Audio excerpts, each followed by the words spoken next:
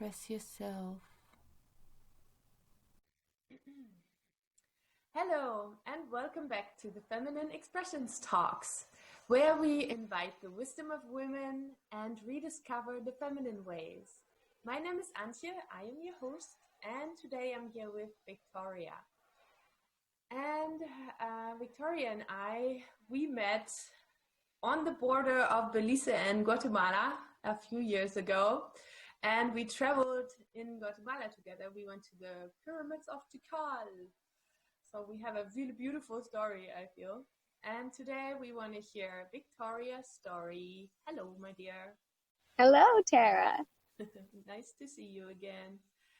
So to begin with, would you introduce yourself with a few words, please? Yep, I'm Victoria. I am sitting in a food forest as a mother and a sister and a daughter, an author, a painter, as a creator, as a co-facilitator of movement and of women retreat, and a grower of food. Wonderful. I love it. Awesome. So let's maybe dive into your story. I'm going to start right away because I know that you wrote a book, and I'm super interested in how all that started, or which part of your story does the book play? Yeah. So the book is it was written years and years and years ago because I started journaling when I was 12. So I was, just in the space of my inner self.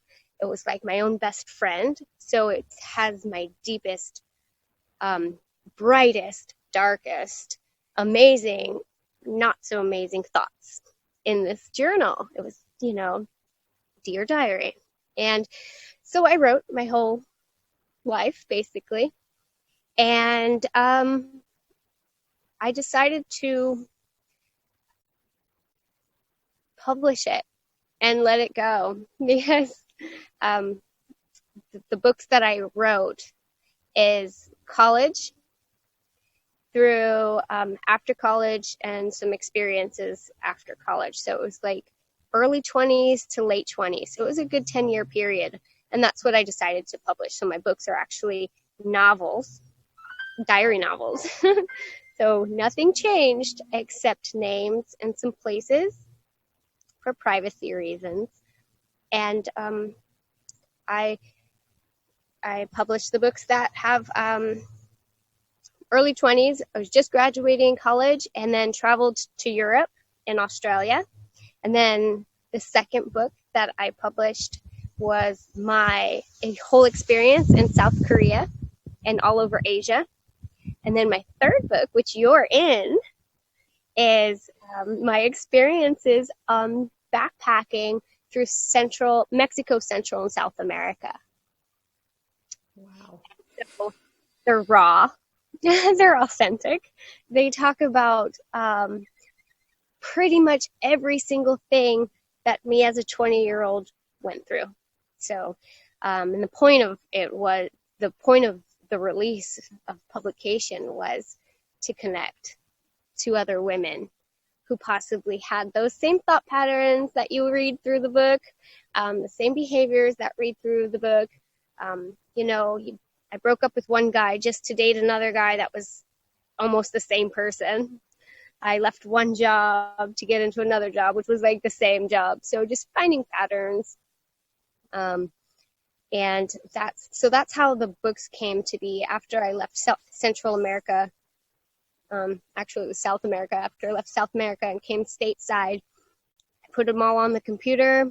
I edited them, used my own personal paintings for the art covers on the fronts, and I just did it. I just let it go because for me that it was a healing journey for me to just publish my story, because when we were talking about like what the story is here today, and that was my story. I let it go. or let the past go, and broke out of that box of I'm not worthy.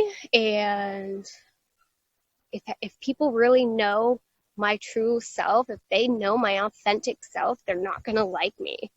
Those thoughts, I had to let them go too. You know, like if people really knew how I thought, if people really knew the things that I did in my 20s, like I wouldn't be accepted. Those thoughts I had to let go. So these are all the things that came up for me as I was even in the process of writing my story, was how are people gonna view me, and what are they gonna think of me, and am I gonna be liked and accepted and loved? Are people, what are they gonna say, you know, and are they gonna even want to buy the books from me? My goodness, like who's gonna want to listen to some or read some narcissistic nonsense is what would come up too. Like no one's gonna pay for this. So there was that worth issue coming up for me too.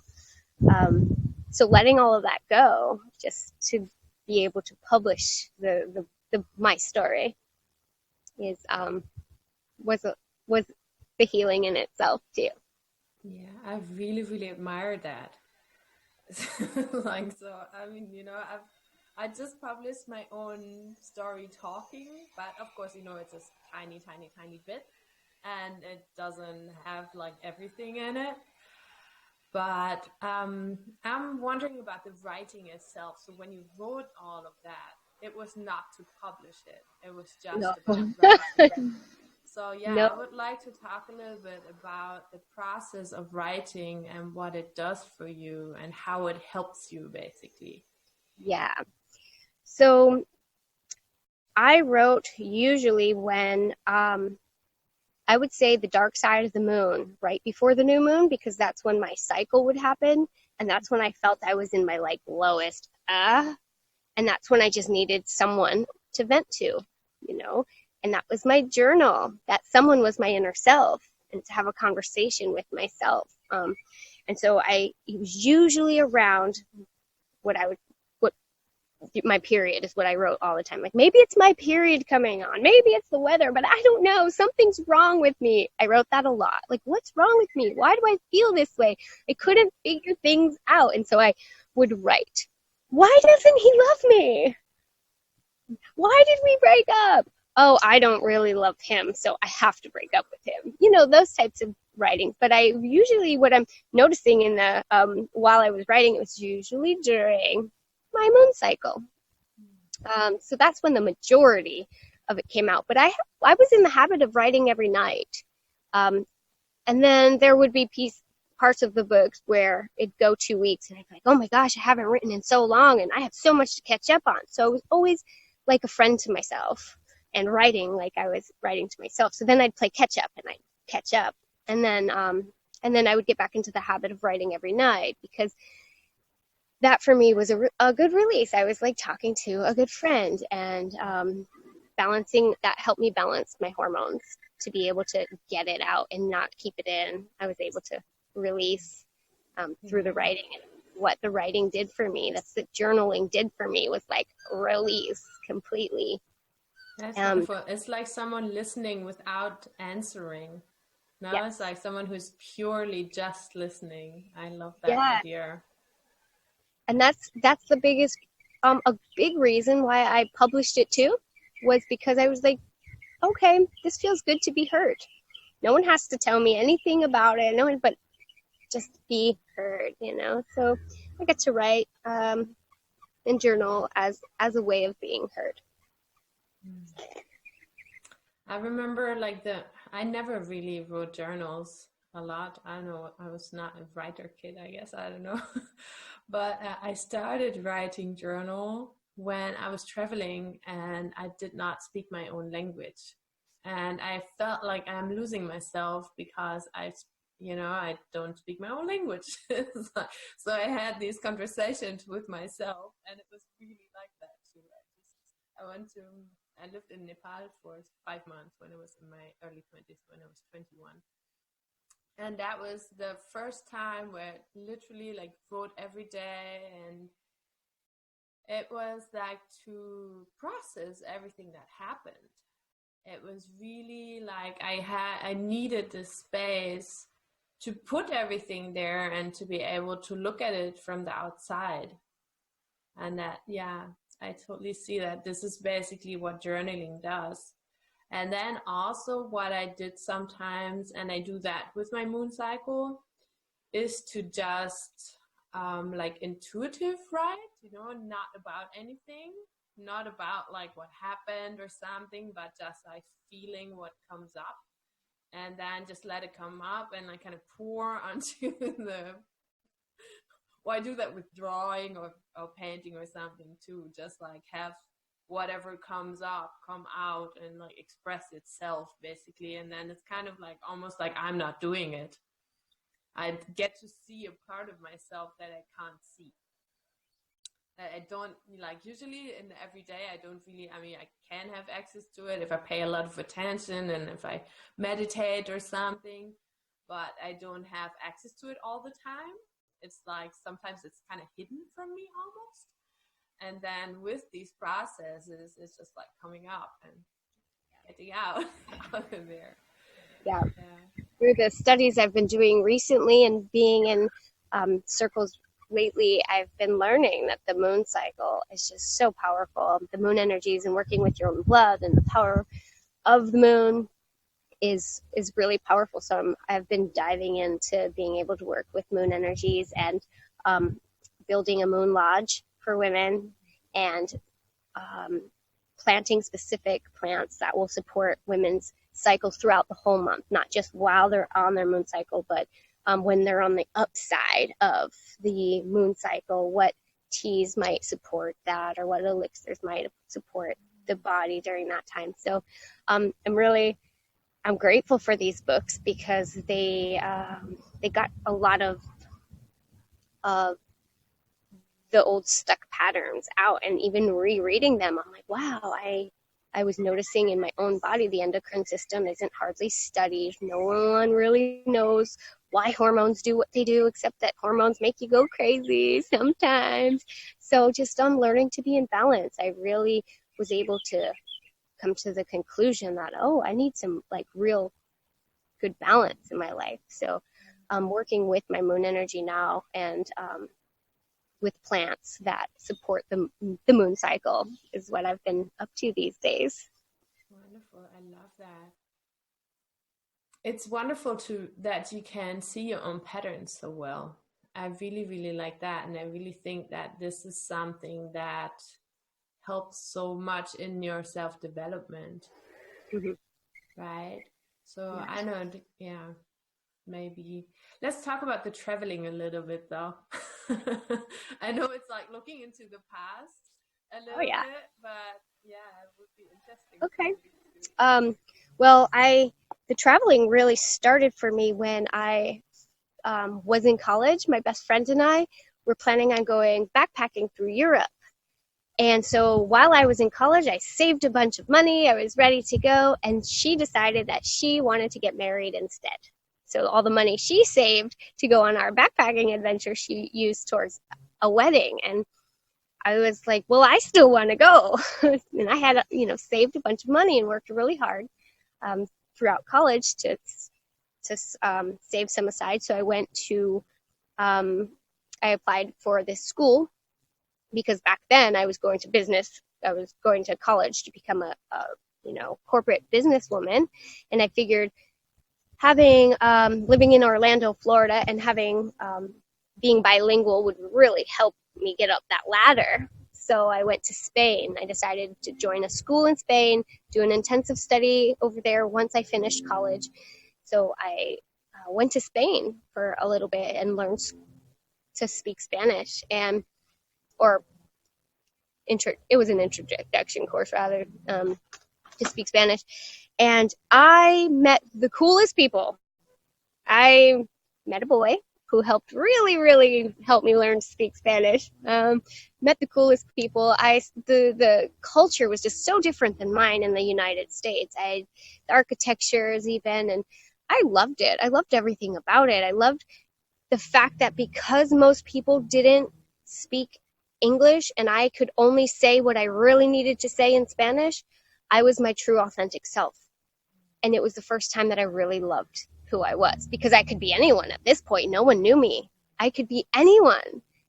And when I was who I really felt I wanted to be there, I loved traveling because I could bring my best self forward. There was no one that already had preconceived ideas of how I should be or who I was, or this is how they've known me my whole life, so this is how I am, and I'm in these boxes for everyone else, and so I should be all these expectations for these people in boxes. And so when I would travel, that for me was like liberating. Like, I can be me. And I really liked who I was. However, there was a part of that, the duality of all of that is because I was so used to not liking who I was, I still brought those patterns with me, like the drinking. Oh, goodness, the heavy drinking and partying stage of my life really happened during those traveling days. Woo! And so I came back to the United States and I worked. I got a job at an office. I was an office manager, and I worked. And then I worked again later those evenings at a restaurant because I knew I wanted to travel again. So I worked like 80 hours a week just to go somewhere again the next two weeks, right? So I worked, and I was like, yeah, but then as I was working up this like corporate ladder, I was like, this is stupid. I don't want to be in front of a computer all day. I don't want to be in an office all day. Like, no, this isn't it. It's like, this isn't it. Traveling had popped that bubble for me. I don't want to have to step on people's backs to get to the top because I had met so many cool people that I was just like, I really don't want to do this. I made a mistake. How do I and so I decided to get my TEFL degree, the teaching English as a foreign language. It was a 3-week program, and I wanted to go back to Spain, really is what happened. I wanted to go back to Spain so bad. So I did. I went back to Spain and Australia because I met a boy, and we went to Australia. He was Australian, and thought I'd live there and live happily ever after with babies. And so drinking heavily got in the way of that. Like, clouded vision so much. I had an issue with drinking, if you can't tell, at the time.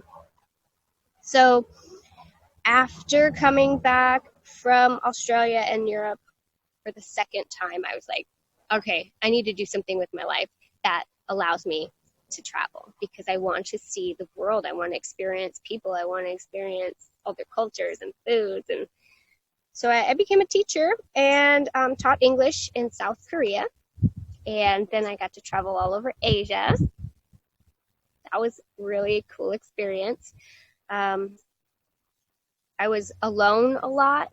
So I found myself going to the bars because that's where I felt the most connection, was at bars, and I would drink because I was so much cooler when I was drinking, is what my thought process too was. And I even had someone tell me that I wanted to quit drinking for a while because I didn't feel good in my body. I was gaining weight. My stomach, I was having digestive issues. By the time I got to Korea, I was noticing some hardcore digestive issues.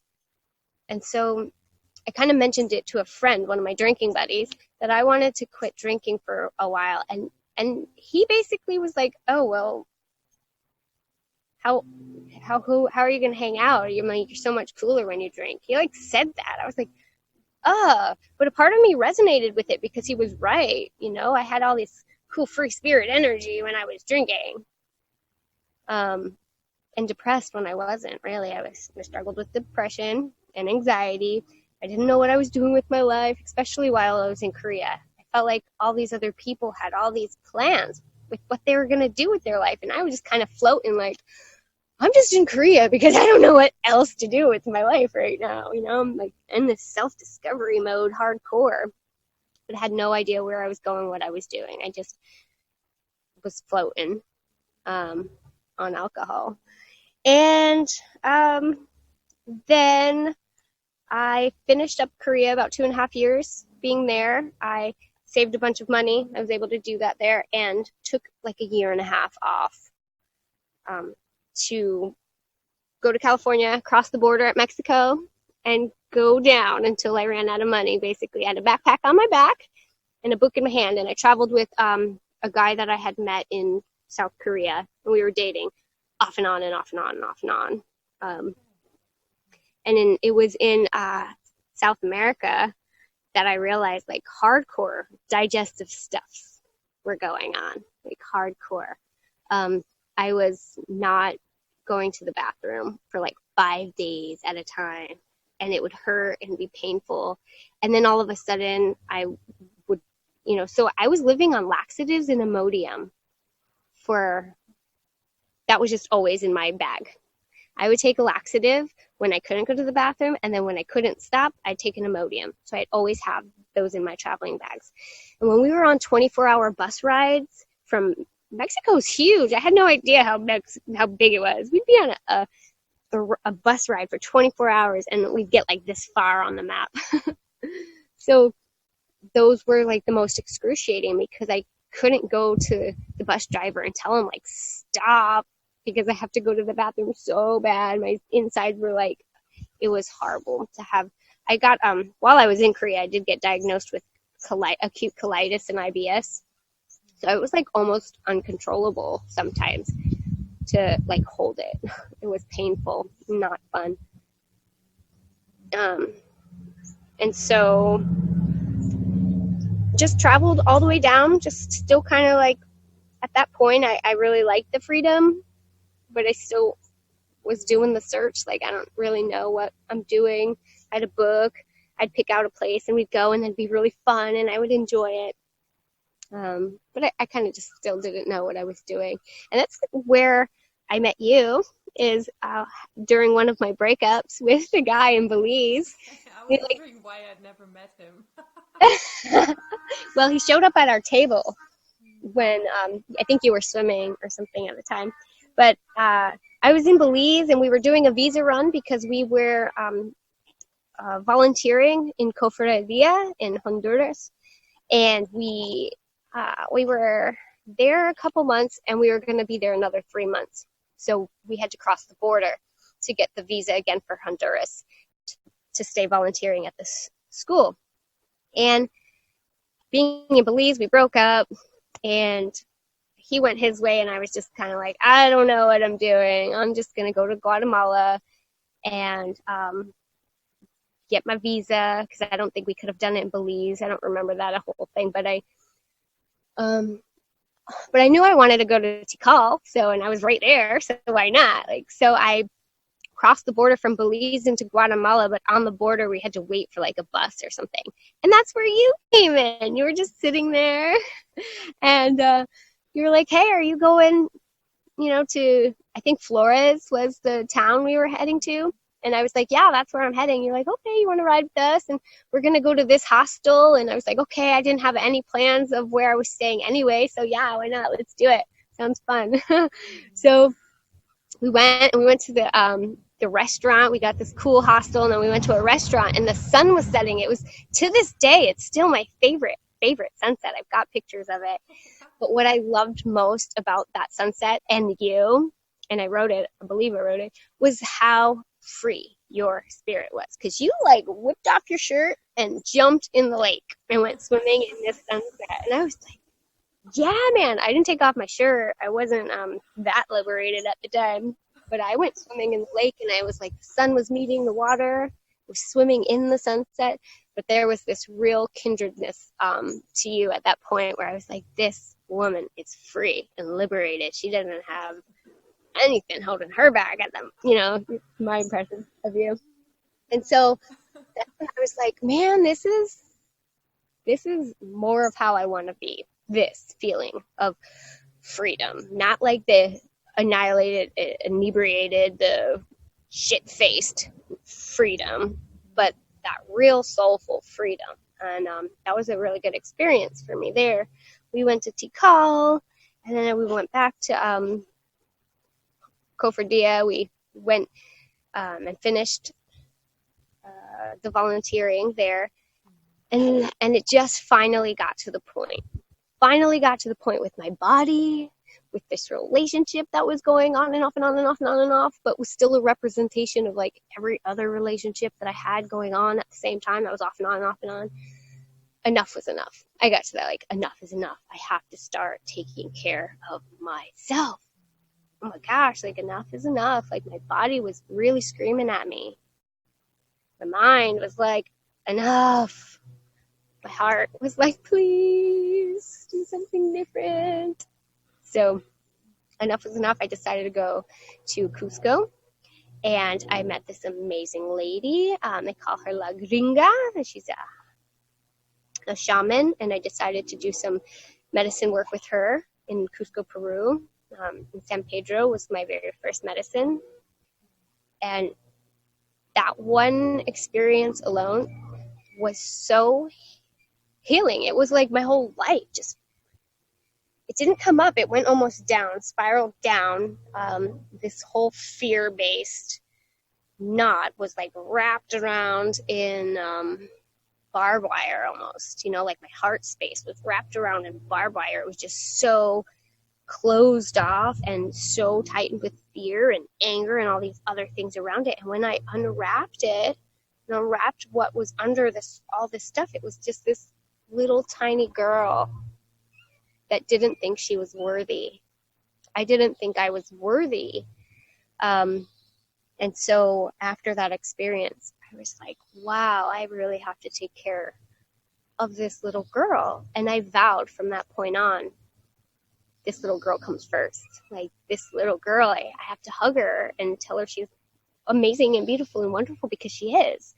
And that was the first experience. And then a week or so later, I went into the Amazon jungle for 2 weeks and did some ayahuasca, grandmother teacher plant, the most profound, amazing, and this is still all in my books too. So these are all readable events, and just got kind of more deeper to the why I felt unworthy. So that was the healing. The ayahuasca helped bring up the healing, and it helped see the patterns, like why I had the patterns. It wasn't just that I had patterns. It was the why. Why do I have the patterns? Why did I have all these thoughts of not being worthy, and that I was unlovable, and that I didn't matter, and what I had to say didn't matter. And so it brought up the why for me. And so once that came up, I was able to then didn't matter to me at that point how long it was necessary or what it would take. I was going to heal those parts of me. It's going to talk to those people that caused me to feel the way that I did. And so that was like the next part of the journey for me. So that's where the book ends, is the end of my first experience in the jungle. I love it. I love that you have a specific thing to work on, because I often feel like people that want to work with the medicine plants, they kind of just want to work with it because it's cool, or it's like, oh, it's supposed to be this amazing experience. But I feel, and I know actually, and I've been taught that you have to know why. You have to know why you're taking this and what you want with it, because otherwise it just opens this door into all this information. And if you don't know what you're looking for, you're not going to find anything. It's just going to be like this, woo, and okay, that's it. And I love that you had stuff to work through, because then it's like literally it's for healing. It's for healing specific problems, specific life issues. And that's where it's the deepest and the most strong. And it's not just a psychedelic experience. Right. It's like so much more than this. Yeah, I love that. That's so wonderful. So how did you get to where you are now? I did a bunch of healing. That's wonderful. Yeah. I did some. So I got back to the States after that experience in the Amazon because I was gung-ho. I was like, yeah, I love myself. I'm ready to just, and then when I got back to the States, it was kind of like, because no one could understand this new me, this new person I wanted to be, right? Like I was still getting invited to go to the bars and I was like, well, okay, well, sure, because that was the old life. So for about a year or two, actually, I got into a relationship and kind of was going back towards, so I went back to the jungle. I was like, I gotta recenter because I was so excited when I left the jungle the first time. I went back and I spent another few weeks working with some shamans there and really diving in to what my purpose was at this point. Because when I had gone back to the States, I was just kind of like, again, just bouncing. Like I dated a guy and then I went back to teaching. I had a teaching job that was cool, but I still went back to the restaurant too at night because I had this idea that there was something else I wanted to do. You know, I might travel again, or there was always like just this idea that I might just go somewhere. So I still wasn't sure what I was doing. So I went back to the jungle the second time and really this time focused on what my purpose was and what my passion was in life. And I did. I got that movement because I've always loved to dance. Dancing, it was like, besides writing, dancing was my next go-to. The freedom and the liberation that came from giving it all up, all the cares. There was nothing on my mind, only my heart space was listening to the music, and I could flow for hours. And I was just, I would love that space that I'd be in with dancing. And that was one of the things that the very first medicine journey brought up for me, is how angry I was at my mom. So like mother issues came up for me. And so we worked through all that. We have a beautiful relationship, but my whole life, anytime anything went wrong with my life, I blamed it on my mom because I should have been some prima ballerina dancer. I should be on the stage dancing my whole life. But because of her decision one day to blah, blah, blah. So I had this blame game going on with my mother for years. Anytime anything went wrong, it was her fault. So I had to let that go. And we worked through that beautifully. So knowing that movement is something that's so passionate for me, movement is now my purpose, right? So and that comes in many forms: movement of energy, movement of your physical body, movement of energetics, movement. So I wanted to go to Columbia University and become a dance and movement therapist. That didn't really work out because I didn't have 2 classes, anatomy and physiology and I think kinesiology, kinesthetics. I needed 2 classes, so I couldn't go until I finished those classes. So I had to wait the following year to reapply again. So I was like in a funk about that because I really wanted, to heal through music and dancing and help others heal through. So then I decided to become a group fitness instructor. And I was like, well, screw it, I can just have some classes. And so I became a group fitness instructor. And then I went to massage school. So that was kind of the really cool roundabout way to get my classes, the anatomy and physiology and kinesiology. I really loved the healing aspect of what massage brought. It was like energetic healing, physical healing. It was a really beautiful experience at massage school. I went to Florida School of Massage, and it was just so amazing. And it was like being in a medicine journey in itself, just by being in that course. So I became a massage therapist and a group fitness instructor. So I started creating classes that I would love to be in myself. So I started creating these free-flowing movement classes where you could just listen to the music and move however you wanted. I started creating classes for children's movement.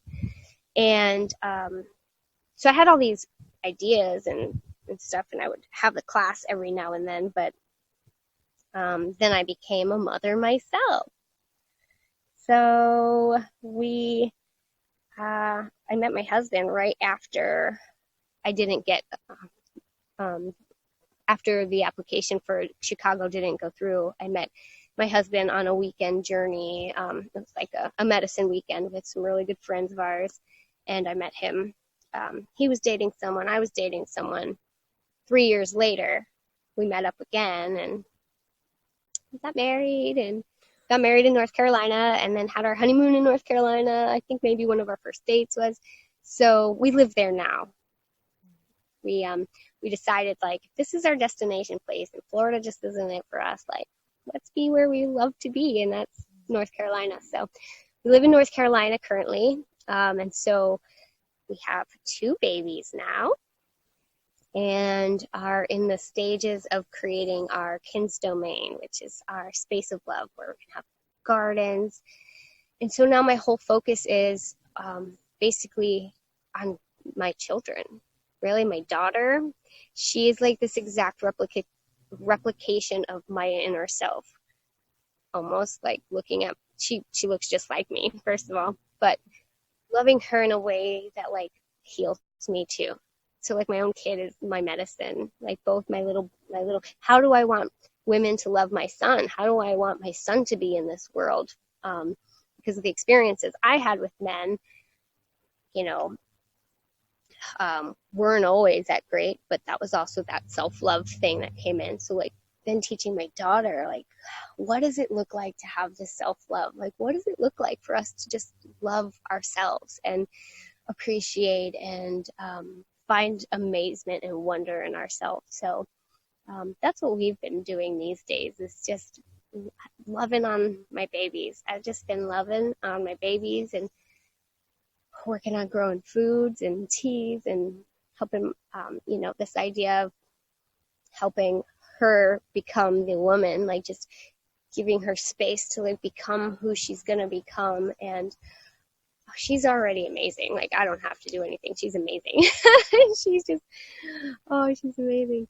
And so like even today, right? So I got a little side story. I'm in the bathroom putting on makeup, and she's like, can I have some of that? And I was like, well, no, I'm going to do an interview. So I'm just putting on a little bit of makeup. And she's like, well, can I have some? And I was like, no, you don't really need any right now. And she said, why not? I said, because you're just so beautiful already. You just don't need makeup to hide anything you got going on. And she goes, so you're not beautiful? And I'm like, okay, no, okay, I am beautiful. It's just it's enhancing my beauty. And I'm like, she got me. Yeah, she got me. So it's that kind of medicine that my daughter brings me all the time.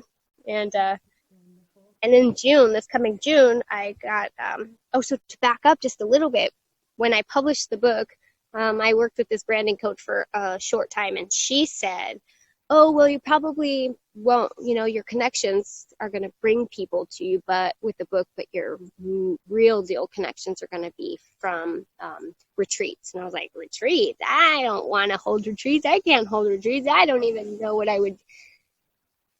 Fast forward 3 years, I'm holding a retreat for the first time in June, co-hosting a retreat. I got invited to mastermind with this other woman, and she's like, do you want to, do this? And I was like, yeah, I do. Because in the last 3 years, I've had a lot of cool trainings, and I've been sitting in a lot of circles, and I've realized that circles with women are so healing. And I was always the youngest woman in the circles, usually the youngest woman in all of these circles that I would sit in. And I thought to myself, if we could like bridge the gap somewhere between these really cool, amazing elders and the 40-something-year-olds, they would always come to me and say, if I knew that at your age, oh, blah, blah, blah. And I was like, yeah, I was really fortunate to be so young, to have like gotten onto this journey of self-healing. And did I mention that my stomach issues are like gone? Good. Right away. I don't have those stomach issues. Everyone used to say, well, you can't heal IBS. That doesn't, that's not curable, and I was like, yes, it is. It's like, yeah, it comes from somewhere. Yeah. Yeah. Wow, when you hear the root problems, and it does. So yeah. So once I started sitting in these circles and getting so nourished by other women, and I was like, yeah, we need to close that gap of age. And, I know I was looking for connections, and that's why I was at bars all the time and drinking all the time. I was looking for the connection to myself. I was looking to the connection to the other women. I would hear myself say, oh, well, I'm just better friends with men because women are catty and women are, whatever. Right. But it was basically because I really wanted friendships and stuff. So now, just that's kind of what we've been doing too, is just focusing on getting, anyone in their 20s who wants to connect to themselves and connect to other women and hold spaces now for them and hold spaces for movement to occur, whatever that looks like. Wonderful. Thank you so much for your story. That's like so beautiful to hear. And it's so nice to really share this experience of self-healing, and that is possible for everyone. And I love that you focus on getting the younger women in, because I also feel, here in the community where I'm at, most of the women there are just a little bit older than me. Like I'm in my end 30s and they're maybe in their 40s and 50s, which in the beginning was so strange for me to basically teach them or guide them and stuff. And I'm like, oh, they've been to many more circles than me, but I'm sitting here and trying to tell them stuff. But I totally had to get over that too, because I realized that's what I'm here for, and I'm okay. It's like, okay, they appreciate what I do. And they're not like, oh, but she didn't do this right or this right. No, they just appreciate me holding the space. And that's what I'm here for. So, but yeah, I also feel it's very important to get to the younger women, because so many things that I learned in my 30s, I would have been so happy to know that when I was 20, to feel that connected. Yeah. Yeah. And, and for me, like, it's not just because it's the younger crowd. It's because now I know what motherhood's like. Now I know what it's like to be responsible for another living being, and how to create another, and not just one, but two. Now I'm a mother of two living beings, and creating the responsibility of really taking care of them and their psyche, and knowing how impressionable the psyche is, because I've been through my own experience, and I would never, oh my gosh, if I could avoid my daughter in all ways to not go through what I did. I get that she will have her own life. I totally get that. But if I could still just give her the a foundation and a basis of already healing for her, being connected to nature, I think it's really important for my children.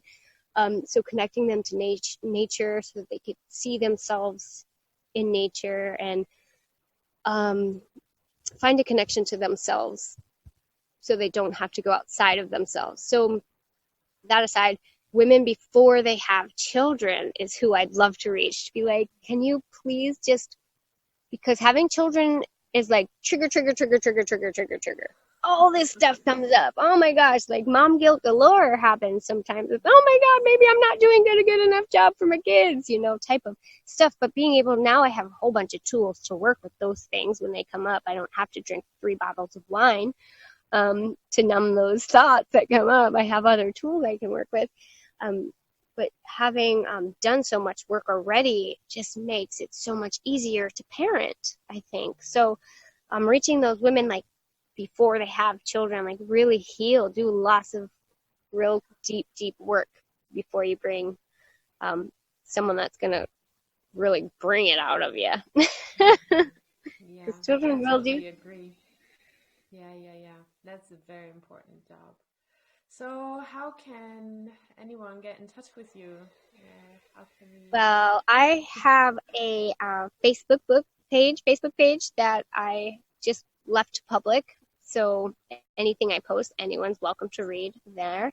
I have a website and a YouTube channel. Okay, so I will put up those links. And thank you so much for your story. It was really healing to hear all that. I'm very, very happy with that. So thank you everyone out there for listening, and I hope to see you again in 1 month. Bye-bye. Bye.